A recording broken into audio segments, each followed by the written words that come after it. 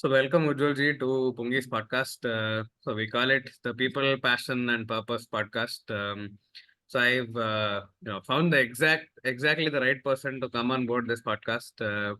For listeners and viewers who don't know who Ujjwal ji is, I think he's the connoisseur of UJS Ujjwal ji jokes.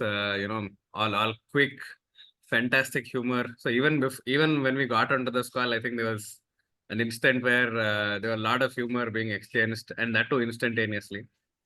And for me, it's a great joy to, I think, fanboy moment number two in this year to bring him on to this podcast, have him share his experience in life, his wisdom, his grace, his humility, and there are many adjectives. I think I can go on and on, and then he will come back with a quick counter to one of those, hopefully now. So. So welcome, Ujjwalji. Welcome to this podcast. So, in the coaching world, I think he is known as the master MCC. So, master, and I think I've had a lovely experience just interacting with him, being in his presence, and it has just been fantastic. So, I think I'd like to thank the universe first for bringing us together and also into this podcast, and then start this. So maybe the first question I have is, how did this sense of humor develop? Yeah, thank you, Sunil, first of all, for having me here, and very pleasure to connect with you. And yeah, so I mean, I'm just trying to frame a response that how did it start? Yeah, so basically, I will tell a story from there where it might have started at a subconscious level, okay, because it is difficult to trace. First credit goes to my 25 years of happily married life. I realized that once you reach 25 years, once you complete 25 years, only thing that people laugh at you and you laugh at yourself. So that's the second one is easier one. So that's the moment where you reach that stage. Secondly, I was reading Osho many years ago. Okay, and somebody asked Osho that is it possible to touch, taste supreme consciousness? So Osho said that permanent in connection with supreme consciousness, that supreme consciousness has to choose you, but you need to be in the state of, he calls it no mind, okay, where you are not thinking.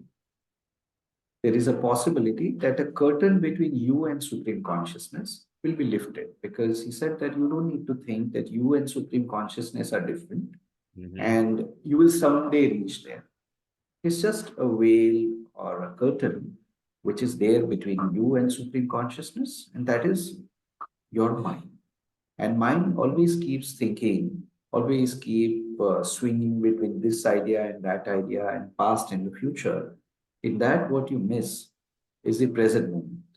Oh. So Osho beautifully said that when you are listening to music or when you are singing, you don't think, because you become music. When you are dancing or watching like a Sufi dance or something, and then when you become so much in tune with that, in unison with that, that you become dance. You are not thinking, you're just dancing. Okay.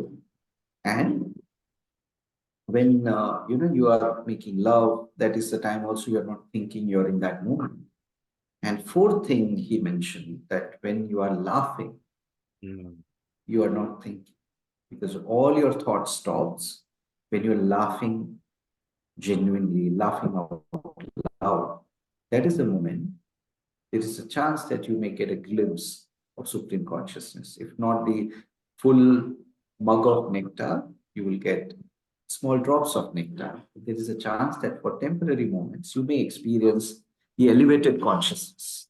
So maybe I'm just thinking that that must have triggered somewhere, and this humor comes. And that humor has actually put us in touch with the supreme consciousness so many times. So Oh, if yes. you are around, I think we will be continuing to stay in touch. Yeah, yeah. Some people become unconscious also, but then I become conscious. Oh wow. So can you tell us any such jokes straight out of the bat? So or is it always in the instant there's something that comes along? Yeah, I think mostly it gets created in an instance. I don't think I'm thinking actively about it. It just comes and I just become a vehicle or an instrument to deliver it. So many times I've tried that I should filter. So whenever I have tried to filter, it has not worked well. So only filter that I put it across that it shouldn't become too oblique or it should not hurt someone. So that's the only filter that I try and keep. But yeah, otherwise it is all autonomous, all in the moment that gets created. If you're in Yeah. South India, the filter that you would need is filter coffee. Yes, absolutely. Absolutely. Yes. So Yeah. some on that note, somebody asked me that when I was meeting a client, he said that would you like to have a coffee and then we'll have selfie. I said, I think also please don't forget to pay my fees because you said coffee, selfie, but what I only pick up from there is my fee is pending for last 6 months. So can you please do something about it? Oh damn. So very instantaneous humor. Yeah, yeah. Hmm. So yeah, maybe I was trying to match with the instant coffee there. So Oh wow.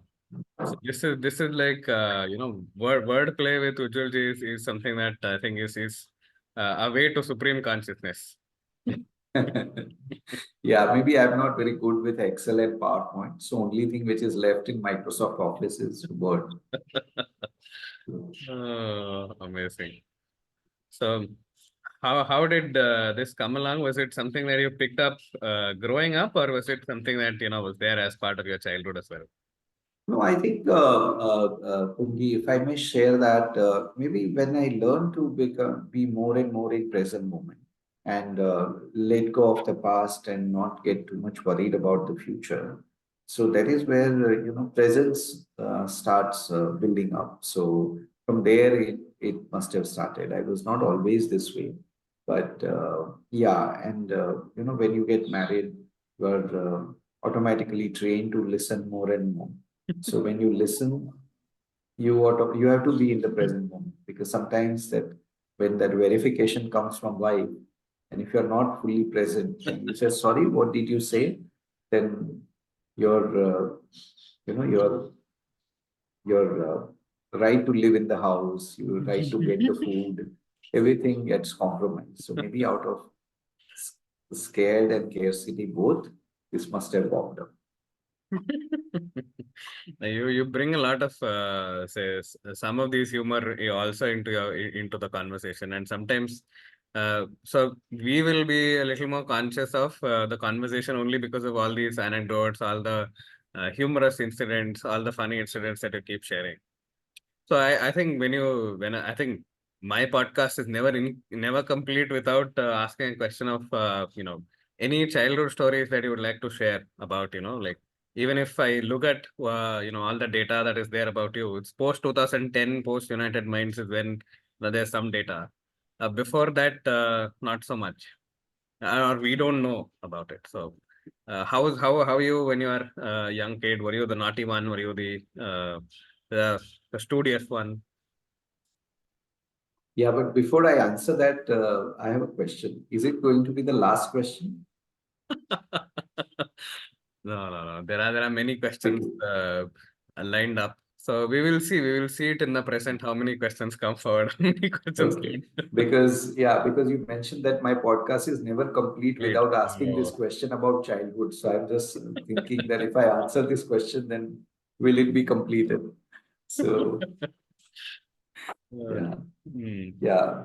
Yeah, so I think perhaps my mother can answer that how much notorious child I was or I was. But yeah, I think I was always my quest for learning, my quest for knowing something more, knowing people, and I guess my parents what they did is that right from my infanthood. they started, putting me onto the stage with some competition, some recitation, and thankfully they did not try any singing competition for me, just for the benefit of the listeners. But I was into cultural activities and on stage and some press competition and drama competition and stuff like that. From there, I think my energy started getting channelized. From there, it must have started, and also, took away that stage fright that is usually there. And maybe my wedding was also in such scenario where I didn't have to come on stage. So that fright, stage fright went away, but rest of the fright continued for life. So I was like, when you said stage fright, and then I would have also been asked to stage flight kya hua? Yes, absolutely, absolutely, yes. In fact, I've worked in a sector. I started my career with a company, DHL Worldwide Express. In that, we used to talk about freight. So maybe that got continued and freight went away.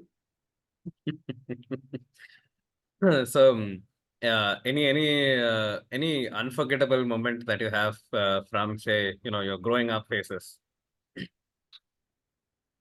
Yeah, so I think one of the moments that I do remember was that I was a child, and I won one recitation competition, and of course credit goes to Sri Ramakrishna Mission, where my entire value-based upbringing happened, and the place where we were living, where we had the Ramakrishna Mutt and missions, a big ashram there. So when I spoke about the subject, and frankly, I don't remember the subject, but that is the time where the chief minister of the state and governor of the state, they were there, and then while they they gave me the first prize. They asked that you spoke so well that we want you to say the same thing once again. We are ready to wait for the next prize. So I perhaps got something pre prize distribution also, and post prize distribution also. They asked me to say the same thing again, and then if I had a chance to ask them a question again, I said that okay, there could have been a better way of punishing the audience, why you wanted me to do it again. That is the moment that I remember. So this is like you get an award for starting the speech, and also get an award for ending the speech. Ending the speech, yes, absolutely, absolutely, So wow. yes, So like sharing stage with the prime minister, the governor, man, that's very, very amazing. yeah, So do you yeah. remember any of that speech that you could share it with us? Yes, I'm just trying to remember the subject. I think it was on connection between mother and motherland. Mm-hmm. So yeah, and also I'm reading currently one book which I would recommend to everybody who is putting up their courage to listen to this. So that book is known as The Power of Moments. Mm-hmm. Okay, it is by two authors, Chip Heath and Dan Heath. Okay, and in that they talk about that throughout the life, we don't remember every experience in totality, but we remember few moments of those experiences which remains with us, and they call it moments of, the acronym one can remember is EPIC, EPIC, that the moments which elevated us, the moments that brought us sense of pride, moments that brought us insights, Mm-hmm. and moments that brought us strengthening of human connections. So C is for connections. So elevation, pride, insights, and connections. So when we have these four moments, whenever we experience that, our brain never forgets that. So yeah. Wow. So I think it's another tick mark in the list. So whenever it's a conversation with you, there will be some book recommendation that is coming up. Yes. So how often do you read books? I think that is an ongoing process. Mm-hmm. I make it a point to read. I haven't put any targets around it, but yeah, I'm a continuous reader, and I love reading, and I think universe is kind enough to show us several books. And my way of extending the list is that whenever I read any book, and when there are cross references of book given, then I pick up that. And so one book leads to almost 5, 7 books. And that also sometimes threatens my stability in the house as because I don't like the digital way of reading. I like Yeah, physical book, physical books. touch and feel. So so that is the time I get a lot of threats that if one more book comes inside the house, you will be out, or you give away a few books, then order a few more. Then order a So few more. No, I think this is every book lover's standard complaint. I think yeah, me also I do the same, but at least like I think what the difference is, you continue to read, I continue to hold. So I have a big list of books that I have to give away, and then only then they're like, you can bring something. And there are a okay. few places here in Bangalore. Sometimes they put up a sale, and the Hmm. sale is like you can buy in terms of kilograms. So I get it in sacks. So like almost 2,000, 3,000 rupees, I get around like 200, 300 books. And Oh, I read Tinkle, comics, all those smaller ones. So in a all sack, right. there's a lot of books. My Hmm. mom's like, next time you bring that, make sure you put all the older ones out and then only bring the newer ones. Otherwise, Good. no entry for you. So this Wonderful. same complaint. Hmm. Yeah. Then I have a recommendation for you. You should apply to Goldman Sachs for coaching them. I think if Goldman Sachs is listening, then yeah, I'm available for coaching. Yes, absolutely. Absolutely. Yes. Yes. Yeah. So, So on that book thing, so whenever mhm. you open the app, right, your Uber or Ola or Bangalore, I must also include Namma Yatri. Yeah, Otherwise, three. inclusion is a question, right? So whenever they say that click here to book a ride, and every time I think click here to ride a book, can we have an app on that? Oh, yes. I think if you want to write a book, then I think you can always get it touched. But writing a book, I think that will take some time. Yes, yes, But absolutely. yeah, I think learning and reading sometimes gives me joy. Most of the times it gives me joy, yeah, not just sometimes. But sometimes yeah, I think there are some say non-fiction books that I think is a real tough one. So from Hmm. what your book recommendations are, you read non-fiction books, right? Yeah, yeah, Mm. absolutely, absolutely. So Sometimes realize also that in non-fiction books, sometimes there is fiction also is very smartly placed. And but yeah, there is a time you just let go. That okay, what you can get from the book rather than focusing on what's the fluff in yeah, there. So absolutely. yeah. Yeah. So apart from reading books, instantaneous, pun jokes, what else are you passionate about? Oh yeah, I think reading mostly, and apart from that, I also try and make positive use of our digital compulsions. I try and learn from uh, the the articles, the podcasts, the videos, etc., etc. And so idea is to see that how do you learn more and more and extend as you learn more and more, learn that you there are many things you don't know, but whatever is you are supposed to know will come. So just remain open and curious. Absolutely, absolutely. And so when you're sharing this, I think one of the questions that came to my mind is how do you, with all the information, all the data available with you, and also your qualifications, etc. How do you remain so grounded, so humble? I think that's the question I should have started off with. Yeah. Okay. No, no problem. So if we are starting off with this question, then whatever we have discussed before becomes null and void, but it will still be present in. Now this is when CC 3.2, CC 3.4 is being discussed. Yeah. Yeah. So, would you mind repeating the question so that people who might have lost the track can come back on the track again? Yeah, so uh, now like the railway tracks that we're going is always parallel. So sometimes it'll meet Yes. only at infinity.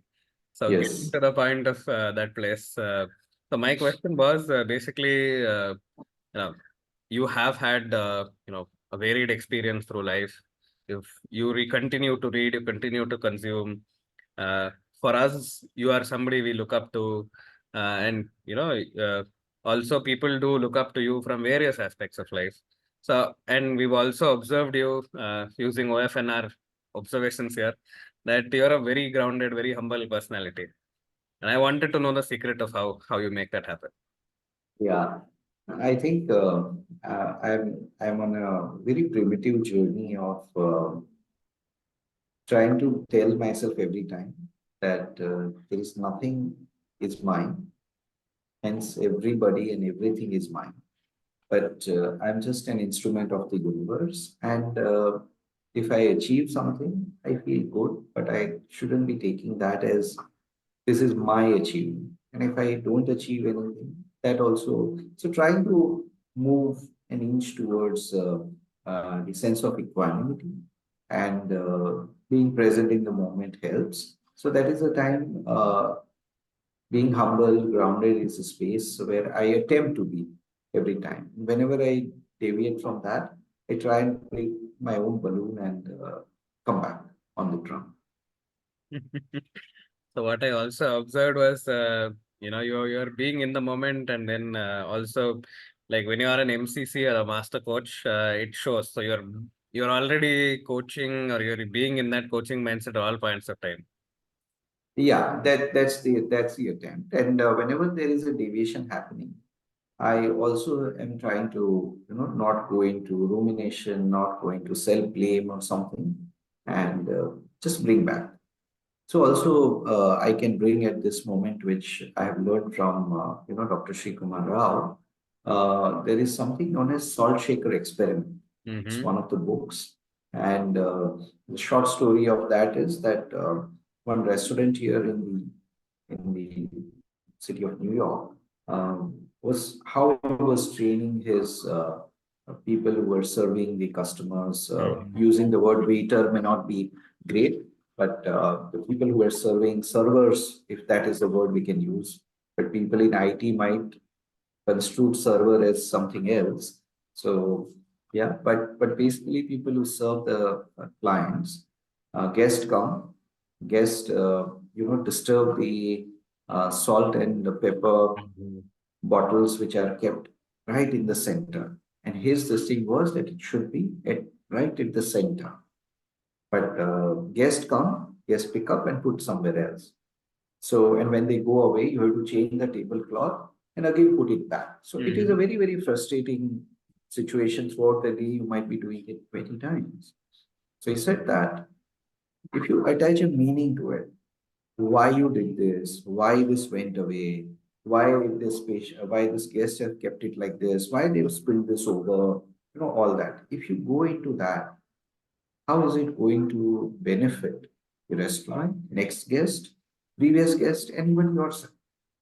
She said that instead of thinking, just whenever you find that your salt shaker has moved away from the center, just bring it back.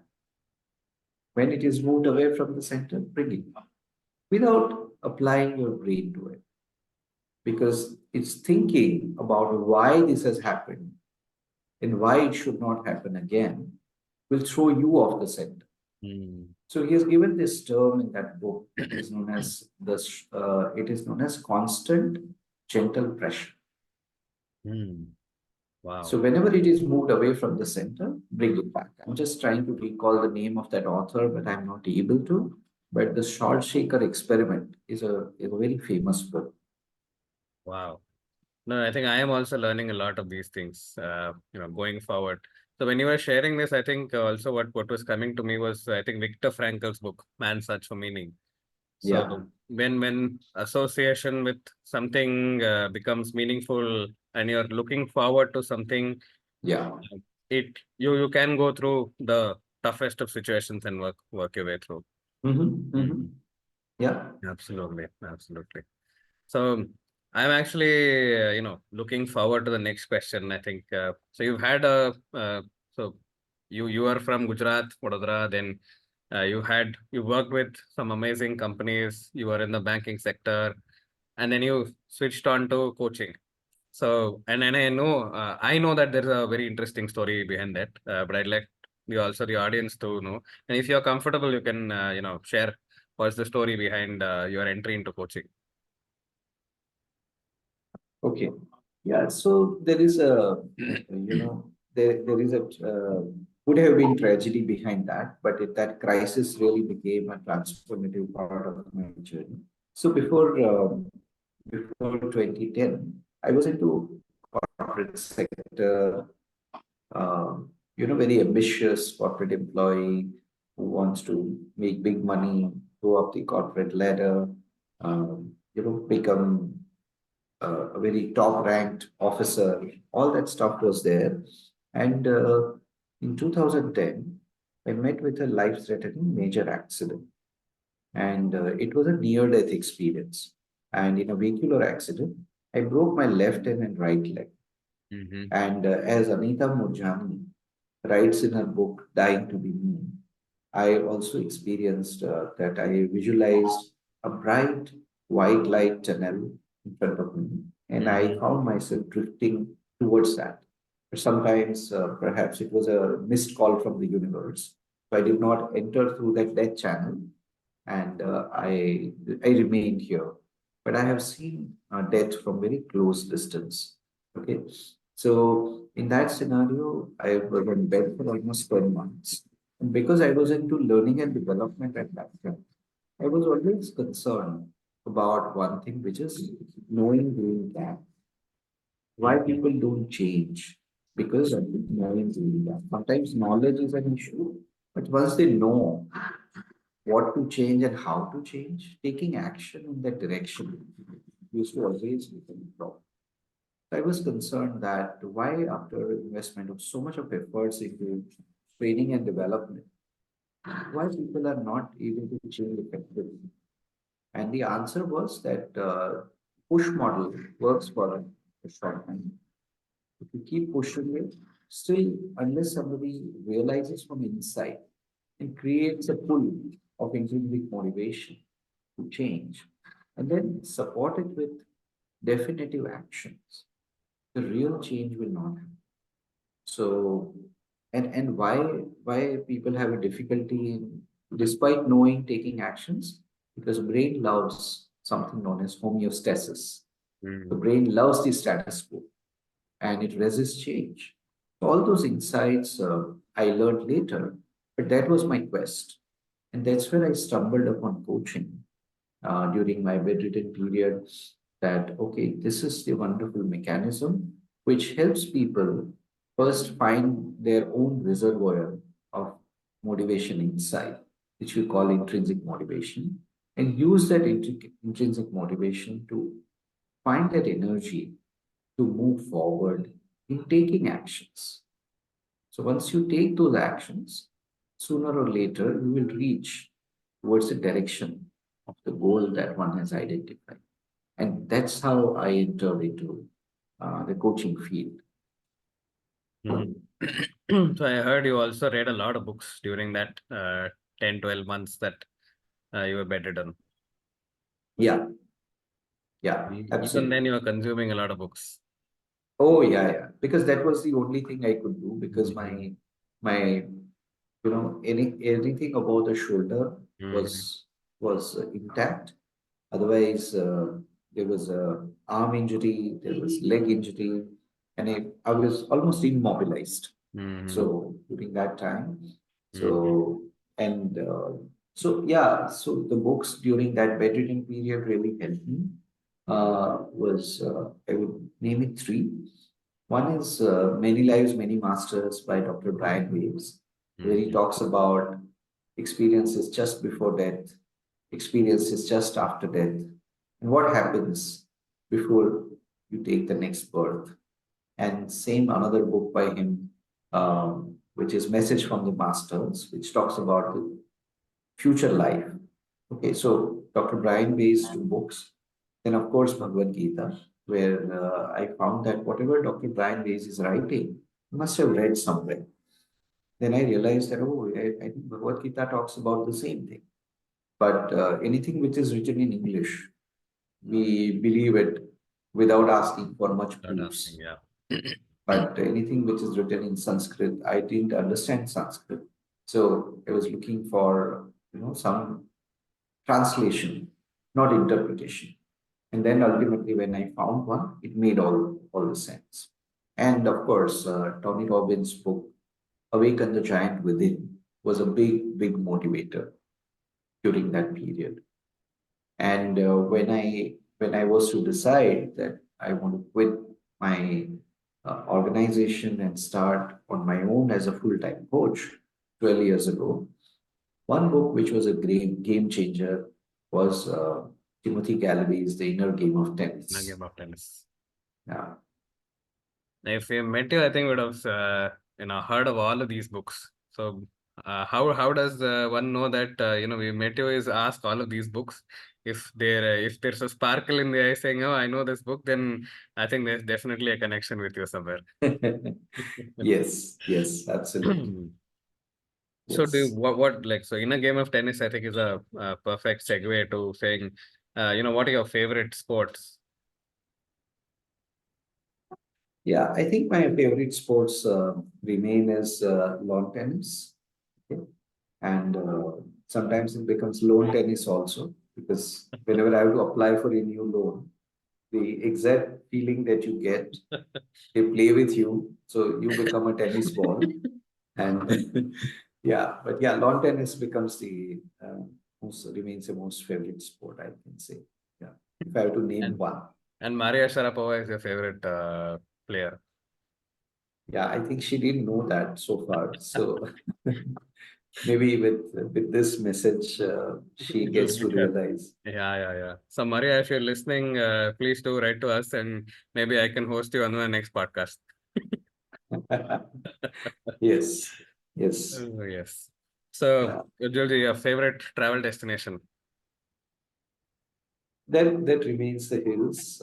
So anywhere in the hills, which is Himalayas or anywhere around that. So any mountains and hills becomes my go-to place. Yeah. Mhm. But So, if I have to give a particular spot, where would it be? So that remains so far Ladakh. hmm. So our next retreat, we will have to make a note of this. Yes, absolutely. Yes. Yes. And generally, what are your favorite ways to unwind? Yeah, I think for that I have to ask when I'm winded, because most of the time I remain an unwinded situation over the day. But yeah, I think I can't sleep without reading. So Mhm. anything except horoscope, I read almost everything. And so that reading, sometimes music, as long as it is listening, Mm. that becomes a good unwinding spots. So are you also actively listening even when you're listening to music? Oh yes. I think that's the time active listening is most required, because then you can find because sometimes the music is so much loud and so much of this thing. So you have to find some symphony in the chaos. Oh yeah, absolutely. Symphony in chaos. I think that's a good metaphor. So I will hold that somewhere. So Yeah. yeah. So and generally I was thinking of your other favorites. So any least favorite food that you have? Yeah, so I think I have a food allergy of mushrooms. So I'm a vegetarian, a pure vegetarian person, including when I'm cracking jokes. So I only have allergy of mushrooms. So that's except that. anything is good. I become also concerned about legroom in new age airlines where you're even a short man like me, his knee touches the seat in front of you. So mushroom and legroom is what I'm concerned about. So then you should start having kidneys. So, so if you have kids' knee, then your knees will not touch the opposite side. Yes, yes, absolutely. Absolutely. Yes. Oh, yes. Yeah. And I also become mindful while having kidney beans because it also leads to some bloating. Oh, yes, yes, yes, absolutely. Yeah. So I think vegetarian people are often said that you have no choice, like you have very less choice in with regards to food. Do you agree with that, or you have a opinion around it? Yeah, I think see, there was a situation in my life and somebody used to ask me that do you eat to survive or do you survive to eat? Mm-hmm. Yeah, so being a foodie, lot of food for thoughts and food for stomach. Sometimes food for stomach used to be outweighing the food for thoughts. So that is the time. Yeah, but I think there are good choices available for vegetarians, and I am the one who have least preferences. So if I get a coffee or tea and some nice idlis or dosas in the morning, the rest of the day is good. So it is easy to keep you happy, Oh yes, I think yes. and that's the secret that your family is also discovered. Yes, yes, they have. Lovely. So I think the favorites part is done. I've asked you about a lot of this, your space in terms of how you got into coaching and stuff. So being a coach, how was your journey? I think MCC is 2,500 hours of practice. So it's a lot of coaching. So how did that journey help you?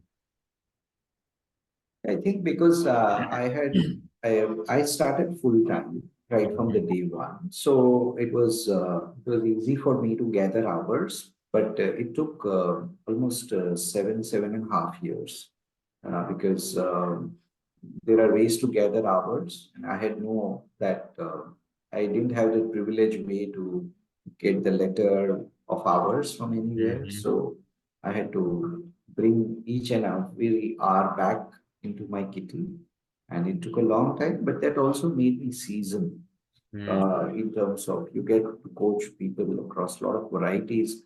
And I think it was a natural progression towards NCC because I was coaching it full time. And the moment it started gaining the momentum, I used to get flooded with a lot of inquiries.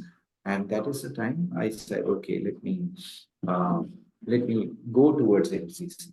And maybe there are a couple of other coaches with me who have this distinction, but I didn't go for any other credential.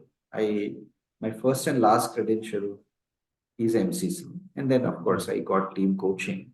So that is the time ICF did not have this barrier that you need to have a PCC qualification before MCC. So Mm-hmm. I went up to PCC. The moment I was applying, I realized that for MCC, PCC is not a prerequisite. So I asked ICF if I can go directly for MCC because I was already running towards my 2,500 hours. And that is the time the ICF said, yes, you can go for MCC because nobody has asked this question before.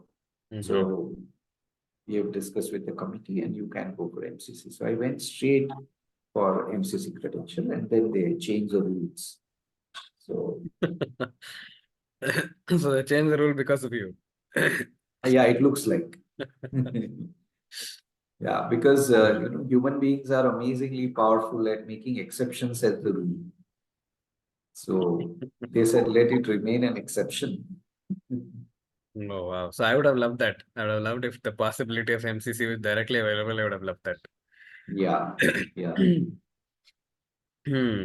But if you were to give me that advice, why should I do MCC? What would be your response to that? One is commercial benefit that you are an MCC, so of course you can command a higher premium. But more than anything else, the biggest benefit comes as an MCC is that your coaching style changes Mm-hmm. depending on who is your trainer, who is your mentor. But you coach more in the moment, you coach more at a deeper level, and you drop the urge to drive clients towards the solution. Client gets driven automatically. You just keep on raising awareness of client, and job will be done. So more than anything else, I think coaching mastery is more about not letting yourself come in the way Mm. of client's reflective process. Just became a facilitator of insights by asking questions, but don't lead the client. Because as I say, leading is bleeding as far as coaching is concerned. The leading is bleeding, facilitator of insights. Wow. So very interesting thought processes. And what makes you, continue on this journey of coaching? So it's been on 13 plus years. So what drives you, what motivates you to continue coaching? I think in many ways it's a soul cleansing exercise for me. One is a very, very rewarding profession, very, very fulfilling profession.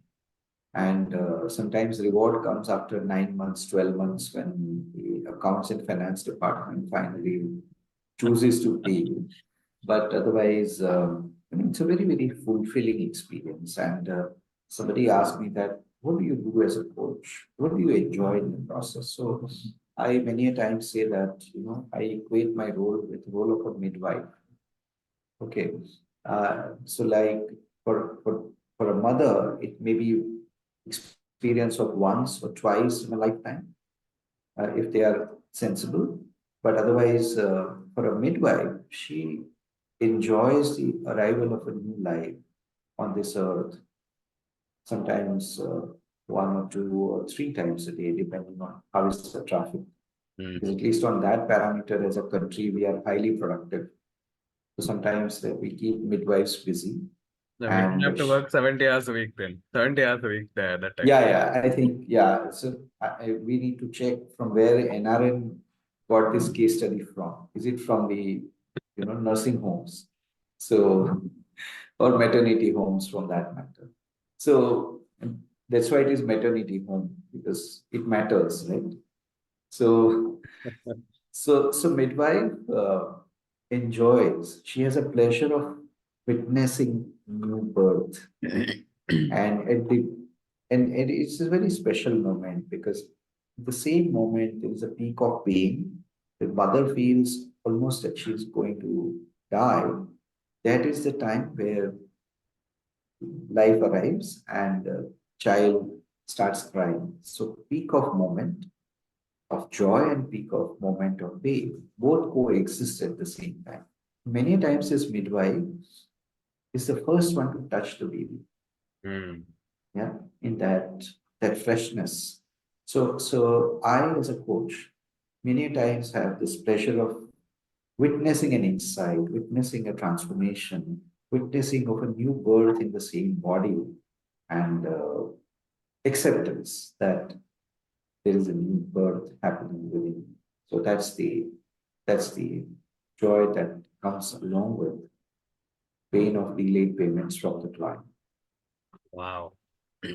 I think first of all, the midwife metaphor was fantastic, and also displays that midwife is the first one to touch the baby. I think I had actually not thought of that until now. And I think the first touch, I think from whatever I've heard from the TA and other backgrounds, is the first 3 years, the way the baby is held, the Yeah, entirety of what happens even in the womb. So everything matters in the way the child basically grows. yeah, Mhm, yeah, mhm, mhm. absolutely. Yeah. So maybe, almost around the last-ish questions, I wanted to also just, talk about let's create new possibilities, tagline for United Minds. I think I love that tagline. I am somebody who goes by the power of possibilities taglines. So this is Yeah. something very, very fascinating. So how did that come to be? that that tagline? Yeah, that's a good question. Because when I wanted to keep I wanted to choose the name for my company. It came as United Minds. Mm, Okay, because there has to be a unison or unity in the way a client thinks, in the way we think. When those frequencies align, insights are emerged, right? So United Minds came from there. And then I was thinking that what do we do at United Minds? So we are not consultants who kind of, identify the problem, go into deeper into the problem and, try to dig out more and more about the problem and then try to propose a solution. So here we don't propose anything. Maybe after I proposed my wife, I decided that we'll take this risk again to propose anything to anyone. So, so that is the time we thought that okay, our job is to work with the client to co-create the possibilities. Maybe problems they are burdened with, but how do we help them to look at possibilities? So that is why in Let's Create New Possibilities. wow. So it's been almost 13 years that you've started United Minds and it continues to grow. And I also heard of this Care Karta initiative that you had during COVID. So I found that very fascinating. Would you like to share some experiences from that? Yes, sure. Indeed, that was a very memorable initiative, and also I would like to share the credit with our fellow MCC coach Mugdha Shah, and she was working with Tata Chemical Society of Rural Development. And during COVID, we were thinking that why people and I was almost on calls from morning to night. People used to come share their challenges. They wanted to be heard, and so that is the time I said that what could be coach's response in COVID. So I thought of this word, which is known as conversational caregiving, Mm-hmm. that people and the primary emotion people felt at that time was known as anticipatory grief. Mm-hmm. Okay, people used to think that their future is lost, or it is not going to go away, and our dreams are, whatever we have thought about our future is all lost. Because of that, they almost stopped themselves from taking any action to come out of that situation. So that is the time I thought that is there a way that we can offer conversational caregiving? And can any everyday person be made coach-like conversationalist so that at least they can offer some kind of a sounding board, some kind of a solace in the moment. And once people feel better, they can surge ahead on their own and they can find their generative power from inside. So that is the time Mugdha and I discussed. And in Hindi, Karyakarta is the one who is Mm-hmm. activist. So we said that can we make them care kartas? So people who are activists in Mm-hmm. offering conversational caregiving.